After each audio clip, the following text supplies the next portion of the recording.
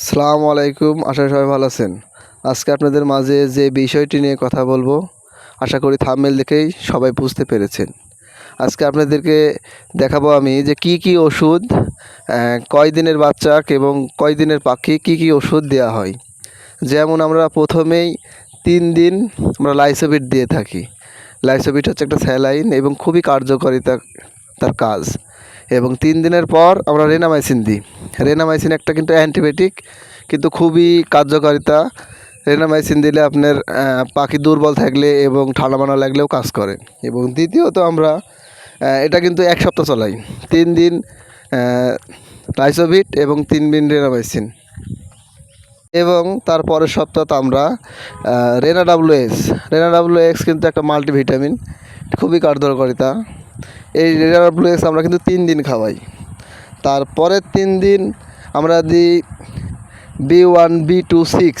B1B26 কিন্তু প্রচুর কার্যকারিতা এবং প্রচুর উপকারিতা। এবং এই যে ডানা ঝোলা, তারপরে পাখি ঝিম মারা, পাখি দুর্বল, এখানে সবই কাজ করে এই B1B2।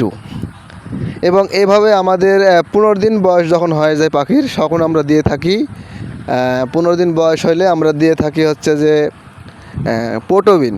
পোটোবিন একটা কিন্তু পাখির দ্রুত বৃদ্ধি করা এবং পাখির দুর্বল পাখিকে সাবলীল করা এবং পাখিটি দ্রুত বৃদ্ধি হয় এবং দ্রুত ডিম পাড়ার উপযুক্ত তৈরি করে।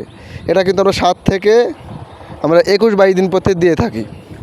এবং 21-22 দিনের পরে আমরা, যেহেতু এই পাখিটা 35 দিন, 36 দিন এবং 40 দিনের মাথায় কিন্তু ডিম দেবে, সে কারণে সে পাখিটা কিন্তু ক্যালসিয়াম এবং ভিটামিন খাওয়াতে হবে।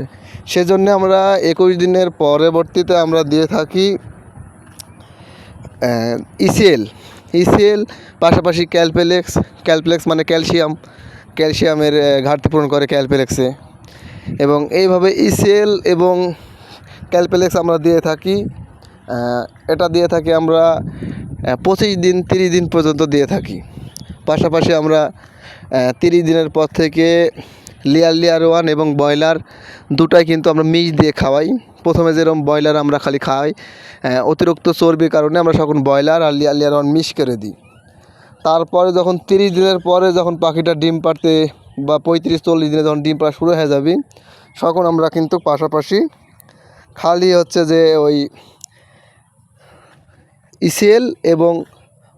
ইসিএল এবং পাশাপাশি ক্যালপ্লেক্স, এই দুটো কিন্তু রানিং চলবেই। যতদিন পাখিটা ডিম পারবে এই দুটো চলবে। মাঝে মাঝে আপনি হয়তো রেনা ডাব্লিউ-এস বা মাঝে মাঝে জিঙ্ক এগুলো দিতে পারেন। এর পরবর্তীতে আপনারা পাখির যখন যে সমস্যা হবে তখন সেই ওষুধ কিন্তু দিতে হবে। এবং এরই মধ্যে মাসে মাসে আপনাকে ভ্যাকসিন দিতে হবে। প্রতি মাসের আপনি একটা সিস্টেম করে নেবেন, প্রতি মাসে যেন আপনি ভ্যাকসিন দিতে পারেন। এই মাসের 5 তারিখে ভ্যাকসিন দিলেন, সামনের মাসের 5 তারিখের আগেই যেন আপনি ভ্যাকসিন দিতে পারেন। এবং ভ্যাকসিন দেওয়া খুবই সহজ, আমরা কিন্তু পানির সাথে মিক্স করে দিই। অনেকেই বলে যে ভাই পানির সাথে মিক্স করে ভ্যাকসিন কীভাবে দেবো, এত পাখি ভ্যাকসিন দেওয়া যায়, মানে পুশ করে তো দেওয়া সম্ভব না। সে কারণে আমাদের যাতে হাজার পাখি আমরা লালন পালন করে থাকি, সেক্ষেত্রে ওষুধের মধ্যে মিক্সিং করে পানি দিয়ে দেওয়াই সব থেকে ভালো হবে এবং এটাই বেশি কার্যকারিতা।